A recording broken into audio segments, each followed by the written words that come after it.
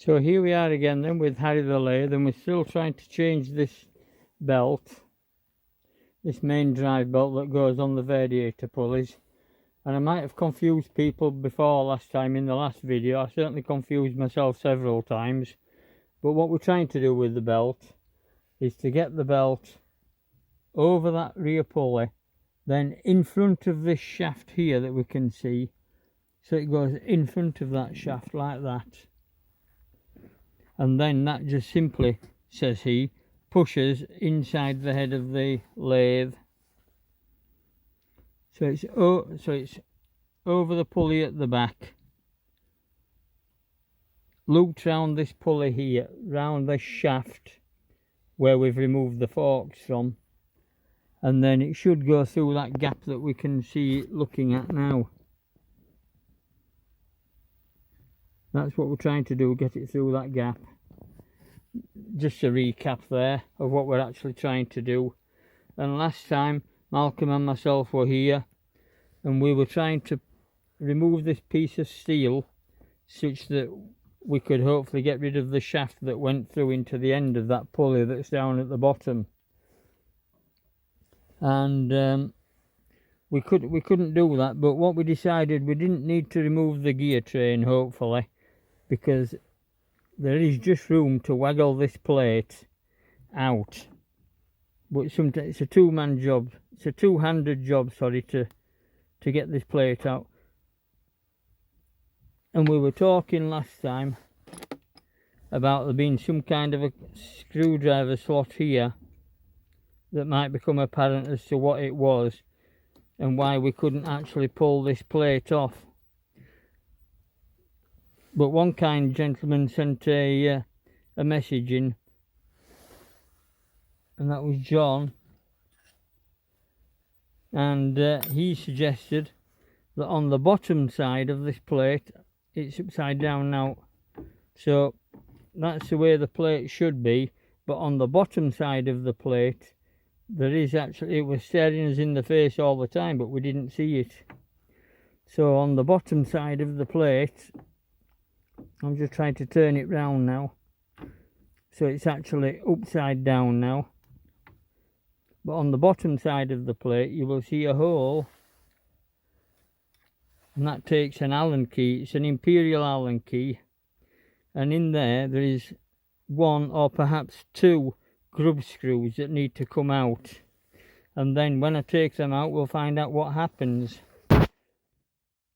Apparently this plate should come off and the shaft should then withdraw into the lathe head itself.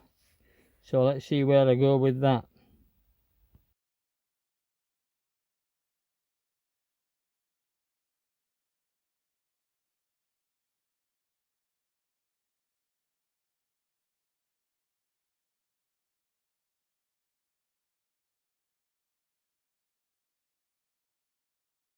So now we can see that the hinge mechanism has gone, and it was just retained by one bolt in the middle and also secured on two of these pins here, two dowel pins to get alignment correct. So there's one down here which has remained in the headstock, and one hole here for one that has come away with the bracket itself.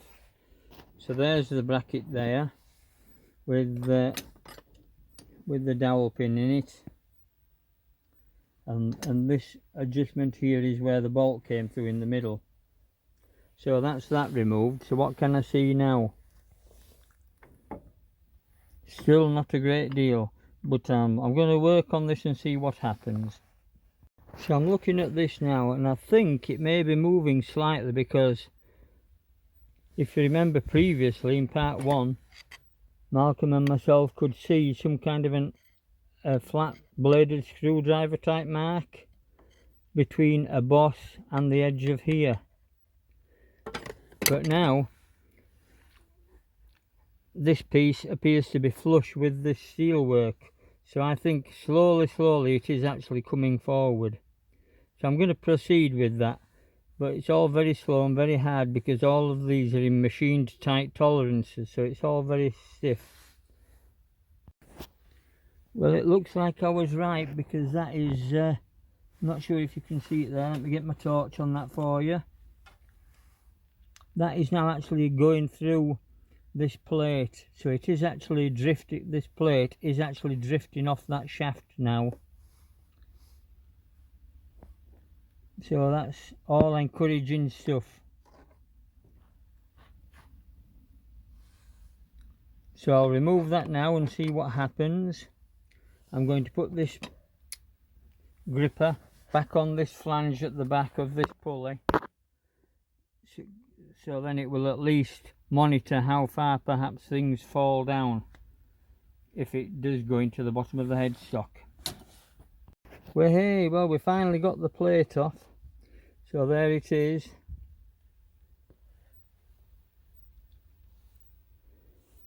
If we have a look at this, we can see where the grub screw was, down in that pocket down there.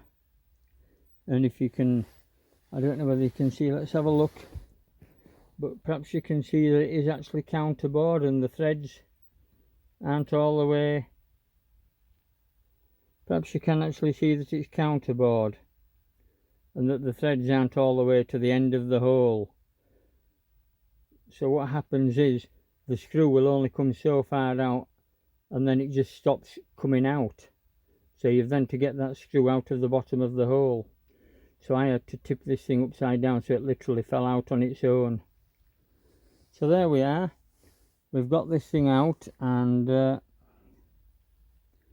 this then forms part of the bearing. And we can see now this shaft here sticking out. Now I'm led to believe that this now slides inside the head, allowing me to get this belt through this gap here.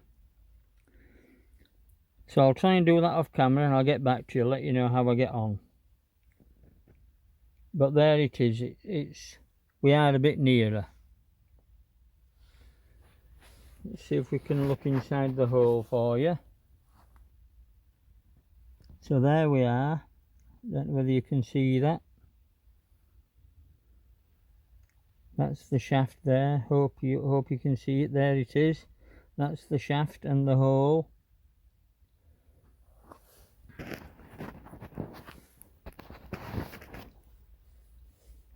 And there are various access points into this head. We can get in through the top where we're looking now.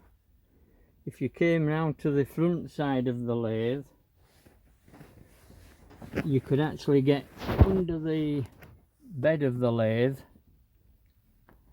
and there's another access point under the bed of the lathe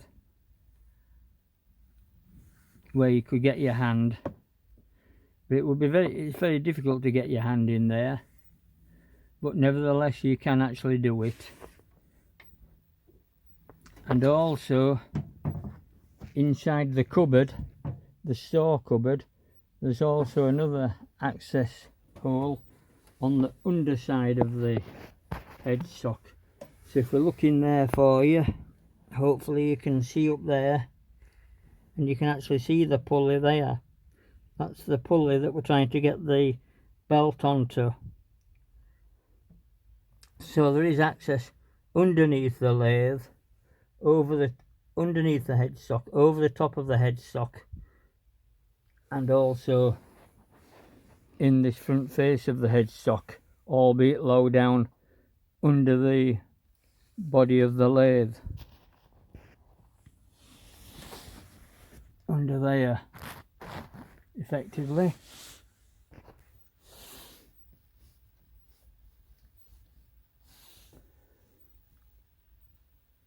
So here's the oiler now. I've removed that from the end of the shaft, and I did that by using a 4.5mm drill, I think it was, and I just poked the shank of the drill into the hole and used that as a lever to turn this thing around. But as I was trying to turn that round to unscrew it from the shaft, the whole of the shaft was turning. So then I had to use a cloth and gland pliers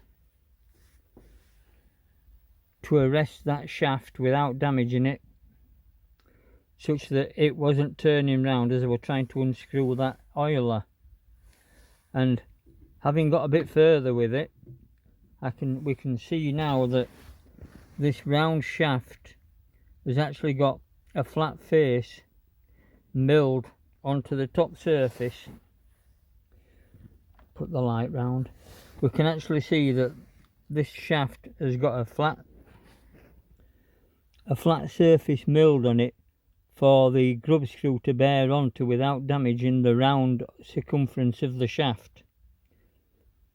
And this lip here is the lip that Malcolm and myself were looking at, thinking that was some kind of a screwdriver slot. And that's what that is, and that's just been milled across there, and they've left the roundness right to the very end as some kind of a help to make the bearing face longer. So now I need to move that inside the head, and I don't think this shaft will slide inside the variator pulley. I think this is the length of the shaft, so I'll have to try to wangle things a little further in. And now that this bracket here seems to be moving, and I may even be able to undo that there to release that inner fork. I think that's what it says to do in the instructions. Remove the pin and remove the forks. It said, I thought it was these forks, but maybe it's this fork and this fork that it's talking about in the instructions. I'm not sure, but I'm trying to dismantle as little as possible, obviously, because I don't want to get too deeply involved with it. I want to do the minimum I can get away with to actually replace this belt. But we can see now that there is a much larger gap for the belt to come through down there, so we should be able to get the belt in eventually, but I may have to wangle it around this shaft here. So I'll let you know how I get on with that.